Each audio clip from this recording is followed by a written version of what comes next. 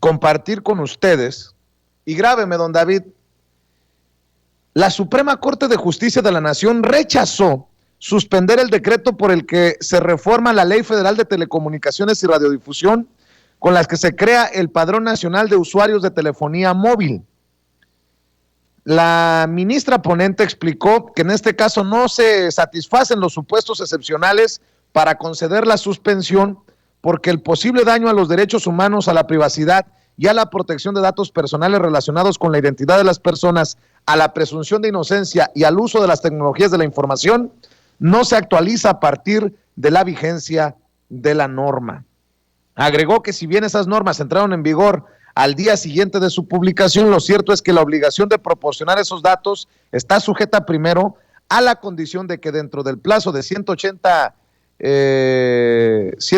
días naturales siguientes a la expedición del decreto, el Instituto Federal de Telecomunicaciones expida, entre otras, las disposiciones administrativas de carácter general para la operación de este padrón, el cual corresponde a una base de datos que contendrá diversos datos personales de todas y todos los titulares de una línea telefónica móvil, entre otros el domicilio, el número de identificación oficial con fotografía o clave única de registro de población del titular de la línea y los datos biométricos.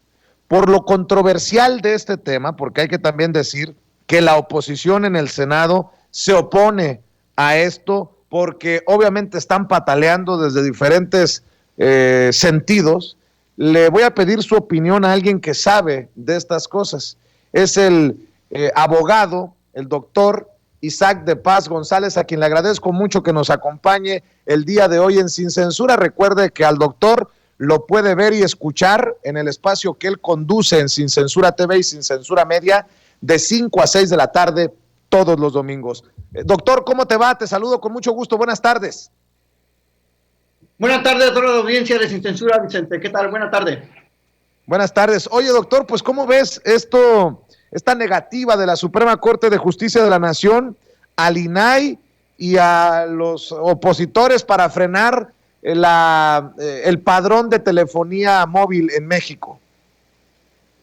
Pues es un freno, un rechazo tajante, Vicente, y público de Sin Censura a estos intentos espurios, yo diría, de intentar frenar un padrón, una ley, una reglamentación que todavía ni siquiera entra en operatividad, que requiere pues un desarrollo legislativo y pues requiere además unos plazos máximo de 2 años para que realmente empiece a funcionar.